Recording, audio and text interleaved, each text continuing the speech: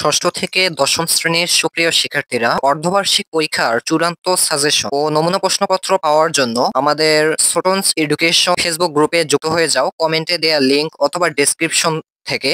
এবং এই গ্রুপে তোমরা তোমাদের পরীক্ষার আগের রাতে অবশ্যই সাজেশন গুলো পেয়ে যাবা। তাছাড়া তোমাদের যার যে বিষয় দরকার তখনই কিন্তু তোমরা মেসেজ করতে পারবা বা গ্রুপে পোস্ট দিতে পারবা, সেই পোস্টের মাধ্যমে তোমাদেরকে রিপ্লাই দেওয়া হবে অথবা যার যে প্রশ্ন বা যে নমুনা প্রশ্ন দরকার সেটা প্রদান করা হবে। সো দেরি না করে এখনই যুক্ত হয়ে যাও আমাদের এই গ্রুপে। আর হ্যাঁ, স্টুডেন্টস এডুকেশন ফেসবুক পেজে ফলো দিতে ভুলো না। আল্লাহ হাফেজ।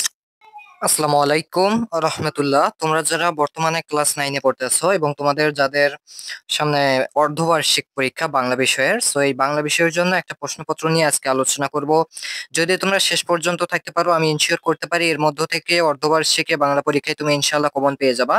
সো মেইন কথা হচ্ছে তোমাদেরকে প্রথম থেকে শেষ পর্যন্ত ভিডিওটা দেখতে হবে।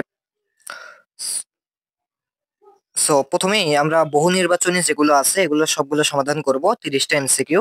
আচ্ছা, সমাধান করার পর আমরা সৃজনশীল গুলো দেখে নেব এবং তোমাদেরকে আমি শেষে বলে দেবো তোমরা এই গাইডটা কোথায় পাবে অথবা তোমরা প্রশ্নগুলো কোথায় পাবে। সো সেজন্য শেষ পর্যন্ত দেখতে হবে। আর একটি মেইন বিষয় হচ্ছে আমাদের চ্যানেলটি এখনই সাবস্ক্রাইব করে রাখো পরবর্তী যে কোনো বিষয়ের ভিডিওর জন্য। তাছাড়া ভিডিওর প্রথমেই আমি কিছু কথা বলছি যে কমেন্টে দেওয়া লিঙ্ক থেকে ওই গ্রুপে তাড়াতাড়ি জয়েন হয়ে যাও, তোমরা তোমাদের চাওয়া প্রশ্ন অথবা নমুনা প্রশ্ন কিন্তু পেয়ে যাবা।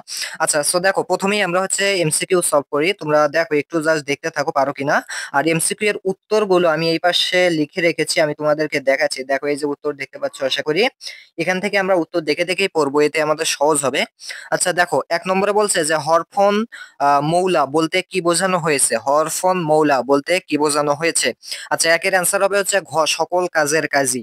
ওকে, এর মানে হচ্ছে কি হরফন মৌলা। আচ্ছা, এই ক্ষেত্রে তোমাদের যে কাজটা হবে, তোমরা আগে বইয়ের যতগুলো সিলেবাসে তোমাদের আছে অর্ধবার্ষিকের জন্য সেই বিষয়গুলো আগে ভালোভাবে পড়ে নিও, দেন আমার ক্লাসটা কইরো। তাছাড়া এমনিতেই করলে কিন্তু কিচ্ছু বুঝতে পারবা না।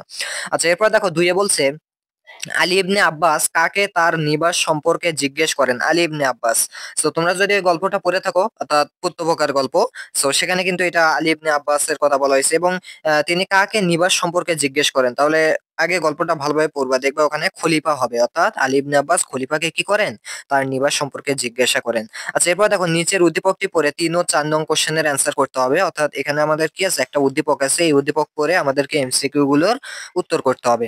বলা হয়েছে রবিনের মা বাবা দুজনেই চাকুরিজীবী। স্কুল থেকে ফিরে বিকেল বেলা বারান্দা দিয়ে রবিন নিশ্চুপ আকাশ দেখে। তাই আকাশ হয় তার না বলা কথার সাক্ষী। অর্থাৎ আকাশ কি হয়, তার না বলা কথার সাক্ষী। অর্থাৎ সেও কথা বলে না, আকাশও কথা বলে না, অর্থাৎ সেই হিসেবে তারা কি সাক্ষী বা না বলা কথার সাক্ষী। এখন বলা হয়েছে যে উদ্দীপকের রবিনের সাথে সুভার ভাবগত সাদৃশ্য কোনটা। তো সুভা গল্প যদি পড়ে থাকো তাহলে তো বুঝতেই পারতেছো, অবশ্যই হবে হচ্ছে আমাদের ঘ নম্বরটা। অর্থাৎ একটি বোবা প্রকৃতি ও একটি বোবা মেয়ে মুখোমুখি চুপ করিয়া বসিয়া থাকে। ঠিক যেমন এখানে কি হয়েছে, এখানে দেখো রবিন যেমন নিশ্চুপ, সে আকাশ দেখতেছে, ঠিক তেমনি আকাশ তার মুখোমুখি হয়ে নিশ্চুপ হয়ে আছে, অর্থাৎ ঘ নম্বরকে নির্দেশ করছে।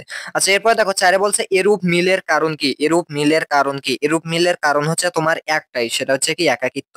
অর্থাৎ তুমি যদি একা মানে জোড়ায় থাকো অথবা তুমি যৌথভাবে থাকো, সেক্ষেত্রে কিন্তু তুমি এর সাথে ওর সাথে আলাপ করতেছো, বাট যখন তুমি একাকিত্ব বা একলাই থাকবে তখন তোমার প্রকৃতির সাথে কথা হবে।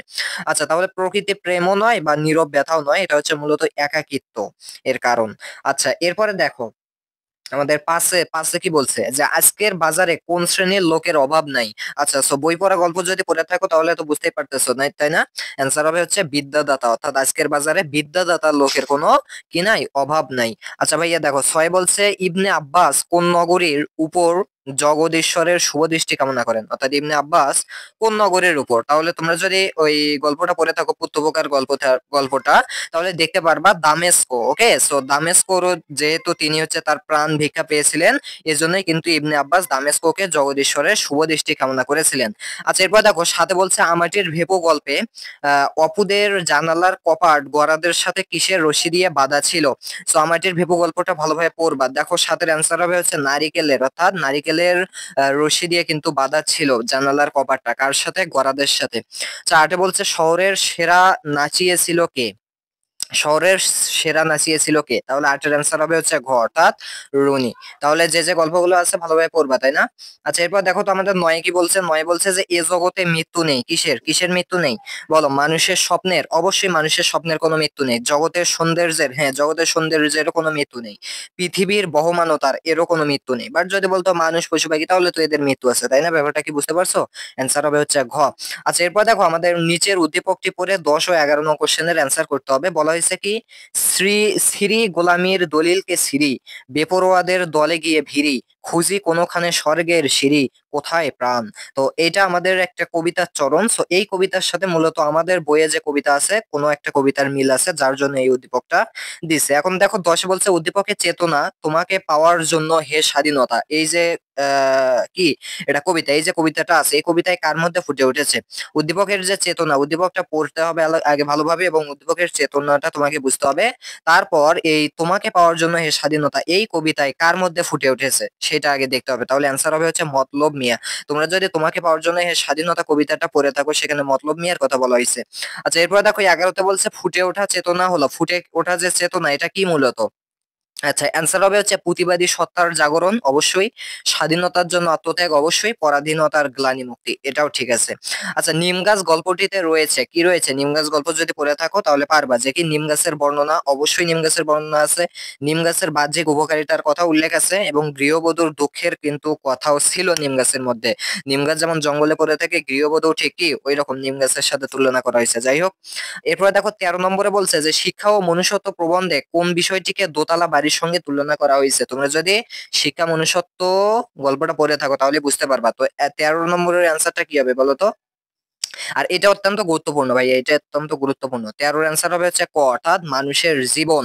তাহলে মানুষের জীবন কি করা হয়েছিল? দোতলা বাড়ির সঙ্গে তুলনা করা হয়েছিল। ওকে। আচ্ছা, এরপরে দেখো আমাদের ১৪ নম্বরে বলছে কপোতাক্ষ নদের কলকল ধ্বনি কবির কাছে কি মনে হয়? কপোতাক্ষ নদের কলকল ধ্বনি কবির কাছে কি মনে হয়? তাহলে ১৪ অ্যান্সার হবে হচ্ছে ভাইয়া ক, অর্থাৎ ভ্রান্তির ছলনা মনে হয়। আচ্ছা, ১৫তে বলছে আমি কোনো আগন্তুক নই কবিতায় কোনটি কি জ্যোৎস্নার চাদরে ঢাকা? কোনটি জ্যোৎস্নার চাদরে ঢাকা? তাহলে একটু খেয়াল করো, ১৫ নম্বরের অ্যান্সার হবে হচ্ছে নিশিন্দার ছায়া। নিশিন্দার ছায়া এটা কি জ্যোৎস্নার চাদরে ঢাকা। ওকে। আচ্ছা, জীবন বিনিময় কবিতায় কার জীবন প্রদীপ নিভে আসছে? এই যে জীবন বিনিময় কবিতাটা যদি পড়ে থাকো, একজনের কি জীবন প্রদীপ নিভে আসছে, সো কার? অবশ্যই আমাদের ১৬ নম্বরের অ্যান্সারটা বলো তো কি হবে? অবশ্যই খ নম্বরটা, অর্থাৎ হুমায়ুন। ওকে।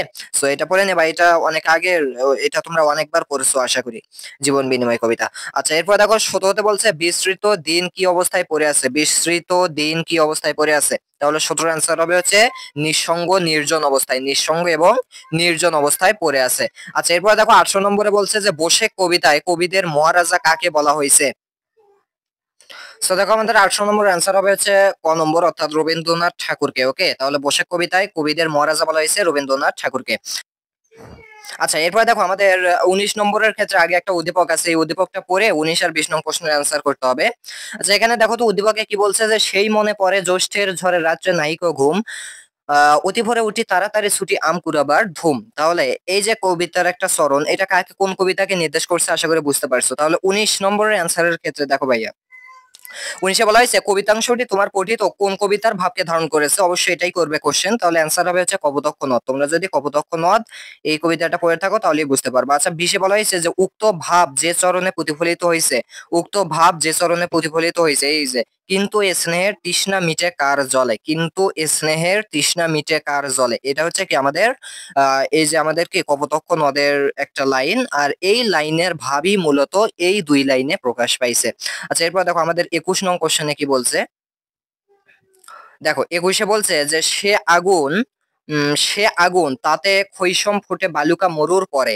এখানে কবি সৃষ্টি করেছেন কি? সৃষ্টি করেছেন রূপকের দোতনা, চিত্রকল্প, অনুপ্রাসের মূর্ছনা। তাহলে ২১-এর অ্যান্সারটা হবে হচ্ছে ভাইয়া খ, অর্থাৎ শুধুমাত্র ২, অর্থাৎ চিত্রকল্প জাস্ট কি করেছেন এখানে সৃষ্টি করেছেন। ওকে। আচ্ছা, এরপরে দেখো আমাদের ২১ গেল, এরপরে কি আছে? ২২ আছে, তাই না? আচ্ছা দেখো 22-এ বলছে কি কবি আহসান হাবীবের শরীরে কে লেগে আছে, শরীরে কে লেগেছিল? তাহলে অ্যান্সার কোনটা হবে? অবশ্যই হবে হচ্ছে মাটির সুবাস, মাটির সুবাস লেগেছিল। আচ্ছা 23-এ দেখো বলা হয়েছে স্বশিক্ষা ও সুশিক্ষার অন্তরায়, অর্থাৎ স্বশিক্ষা জিনিস আর সুশিক্ষা কিন্তু দুটাই আলাদা জিনিস।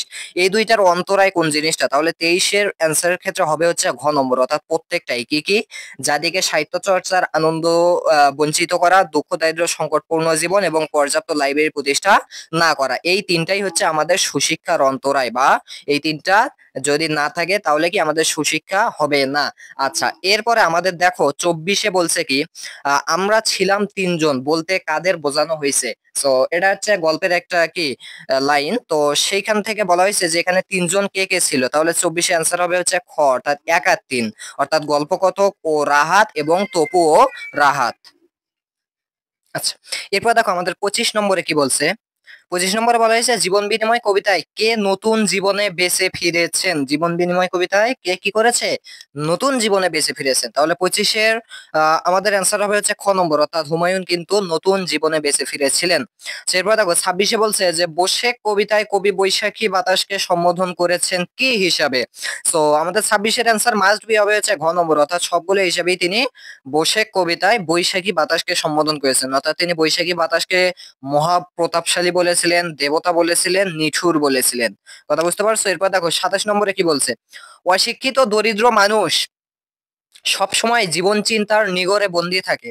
এখানে জীবন চিন্তা কথাটির সাথে শিক্ষা ও মনুষ্যত্ব প্রবন্ধের কোন কথাটির মিল রয়েছে? তাহলে অবশ্যই হবে হচ্ছে অর্থ চিন্তা। অর্থাৎ দেখো অশিক্ষিত যা দরিদ্র মানুষ তারা কি করে সবসময় জীবন চিন্তার নিগড়ে বন্দী থাকে, অর্থাৎ তারা সবসময় জীবন চিন্তা, জীবনে কিভাবে চলা যায়, কিভাবে টাকা উপার্জন করা যায়, পেট চালানো যায়, তারা মেইন শিক্ষা অর্জন করা এদিকে ঝুঁকে পড়ে না। ইট মিনস অর্থ চিন্তা, এটার আর এক নাম কি অর্থ চিন্তা। 28-এ বলা হয়েছে কে বিশ্বজয়ী বীরদের শাসিতে একটুও টলেনি? তাহলে কে বিশ্বজয়ী বীরদের শাসিতে একটুও কি করেনি? টলেনি। তাহলে 28-এর অ্যান্সারটা কি হবে? অবশ্যই খালিদ রাদিয়াল্লাহু তাআলা আনহু, তিনি কিন্তু বিশ্বজয়ী বীরদের সাথে একটু টলেনি, বা একটু ভয় করেনি, বা একটু পিছু পা হননি, এটাই বোঝাচ্ছে আর কি। আচ্ছা এরপরে দেখো আমাদের 29-এ বলা হয়েছে নিম গাছ গল্পের মূল ভাবটা কি? তাহলে নিম গাছ গল্পটাকে পড়তে হবে, দেন তোমাকে বুঝতে হবে যে এর মূল ভাবটা কি। তাহলে নিম গাছের মূল ভাব হচ্ছে অবদান সত্ত্বেও নারীর অবমূল্যায়ন, অর্থাৎ নারীর অবদান আছে অনেক, যেমন নিম গাছের অনেক অবদান, যেমন নিম গাছের অনেক উপকার, নারীরও ঠিক তেমন উপকার আছে, অবদান আছে, কিন্তু তবু আমরা কি করি? নারীকে অবমূল্যায়ন করি। আচ্ছা 30-এ বলা হয়েছে এদের জ্ঞান দাও প্রভু, এদের ক্ষমা করো, এ উক্তিতে হযরত মুহাম্মদ সাল্লাল্লাহু আলাইহি সাল্লামের কোন গুণটি প্রকাশ পেয়েছে? যেহেতু ক্ষমা করার কথা বলা হয়েছে এবং জ্ঞান দেওয়ার কথা, অর্থাৎ এর মানে হচ্ছে সহনশীলতা। ওকে, সো দেখো আমাদের তাহলে 30টা এমসিকিউ ইনশাআল্লাহ হয়ে গেল। তাহলে আমরা এমসিকিউ পার্টটা শেষ করে ফেললাম। এখন আমরা চলে যাব তোমাদের সিকিউ পার্টে। কোথায় চলে যাচ্ছি? সিকিউ পার্টে। বাট আর তোমরা জানো যে এমসিকিউ এর জন্য আলাদা তোমাদেরকে পেপার দেওয়া হবে। সো যে পেপারটা আমি তোমাদেরকে দেখাইলাম এইরকম একটা আলাদা পেপার দেওয়া হবে এবং সেটা জমা নেবে। ওকে, এর পরবর্তীতে তোমার সিকিউ এর জন্য আলাদা একটি কোশ্চেন পেপার আবার দেওয়া হবে, যেটা তোমাকে লিখতে হবে, সেটা হচ্ছে ঠিক এইরকম কোশ্চেন। আচ্ছা একটু খেয়াল করে, এখানে আমাদের সৃজনশীলটা আমি যদি পড়তে যাই অথবা উত্তর করতে যাই অনেক সময় লাগবে, সুতরাং আমি তোমাদেরকে বলে দেবো এই সৃজনশীল আমি যে কয়টা আজকে দেখাবো এগুলো কোথায় পাবে। তার আগে দেখো তোমাদের কিন্তু সৃজনশীল এখানে কি কি থাকবে দেখো তো। তোমাদের ক বিভাগ অর্থাৎ গদ্য অংশ, এখান থেকে তোমাদের 4টা সিকিউ থাকবে, কমপক্ষে 2টা দিতে হবে। এর পরবর্তীতে খ বিভাগ অর্থাৎ কবিতা অংশ, এখানেও তোমাদের এই যে দেখো, এখানেও কিন্তু তোমাদের 4টা সিকিউ থাকবে। ওকে, এখানেও তোমাদের 4টা সিকিউ, তার মধ্য থেকে সর্বনিম্ন 2টা, এই 2 2 4টা হলো, বাকি আরো একটা তোমাকে এই ক খর মধ্যেই দিতে হবে, ক খ বিভাগের মধ্যে। ওকে, সেটা তুমি গদ্য থেকেও দিতে পারো, পদ্য থেকেও দিতে পারো। আর এর পরবর্তীতে তোমার আছে হচ্ছে সহপাঠ বা আনন্দ, আনন্দ পাঠ। সো বা হচ্ছে কি আনন্দ পাঠ আর কি। তাহলে এটা হচ্ছে গ বিভাগ, এখান থেকে যে কোনো 2টি কোশ্চেনের অ্যান্সার করতে হবে তোমার। এগুলো সৃজনশীল নয় বাট বর্ণনামূলক, শুধু ক খ থাকবে, 4টা থাকবে, যে কোনো 2টা অ্যান্সার করতে হবে। 2টাতেই তোমরা কত করে পেয়ে যাচ্ছ বলো তো?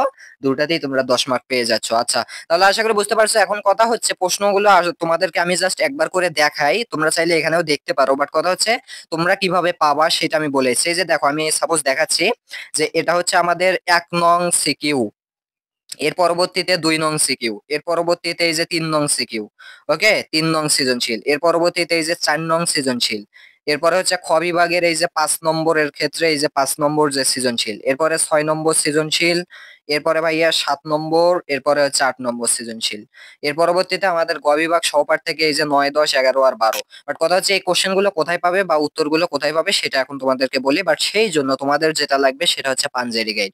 কারণ এই কোশ্চেনটা মূলত হচ্ছে পাঞ্জেরি গাইডের। তোমার যদি পাঞ্জেরি গাইড না থাকে তাহলে কিন্তু হবে না। এখন কথা হচ্ছে যদি যাদের নাই তারা এখন কি বসে থাকবেন না, তারা কিভাবে পাঞ্জেরি গাইড ডাউনলোড করবে? সো সেজন্য আমি তোমাদেরকে লিংক দিয়ে দিচ্ছি কমেন্টে। সেই লিংকে তোমরা গাইড ডাউনলোড করে নিতে পারবা। আচ্ছা, এখন কথা হচ্ছে এগুলো তাহলে উত্তর কোথায় কোথায় পাবে আমি সেটা দেখিয়ে দেই। সো দেখো, তোমরা যদি তোমাদের পাঞ্জেরি গাইডটা খোলার পরে ক বিভাগ গদ্য অংশ, ওকে, এই গদ্য অংশ থেকে যে সিকিউ গুলো তোমাদের ছিল এগুলো তোমরা কোথায় পাবে? 1 নম্বর সিকিউটা তোমরা পাবে পাঞ্জেরি গাইডটা খোলার পর শোভা গল্পে চলে যাবা। যাওয়ার পর তোমরা 3 নম্বর একটা সিকিউ আছে সেটা দেখবা পাঞ্জেরি গাইড থেকে। এর পরবর্তীতে 2 নম্বর এখানে যে সিকিউটা আসছে এই সিকিউটা কোথায় পাবে? পাঞ্জেরি গাইডের বই পড়া গল্পে চলে যাবা।